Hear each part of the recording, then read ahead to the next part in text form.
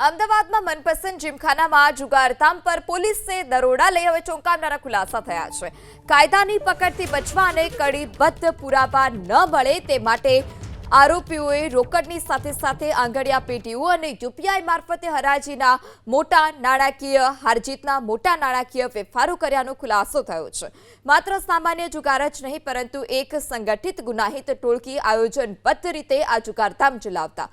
રિમાન્ડમાં તપાસનીશ અધિકારીએ શંકા વ્યક્ત કરી કે જુગારથી મેળવેલા નાણાંની ગેરકાયદે હેરાફેરી કરી તેનો ઉપયોગ આતંકવાદ કે નાર્કોટિક્સ ડ્રગ્સ જેવી દેશ વિરોધી પ્રવૃત્તિઓમાં થતો હોઈ શકે છે, જેથી આ નેટવર્કના મૂળ સુધી પહોંચવાની જરૂર છે। આંક લખેલી અને સહી કરેલી ચિઠ્ઠીઓ તેમજ પ્રિન્ટેડ શીટ પણ મળી આવી છે। માત્ર સામાન્ય જુગાર જ નહીં પરંતુ એક સંગઠિત ગુનાહિત ટોળકી આયોજનબદ્ધ રીતે આ જુગારધામ ચલાવતા।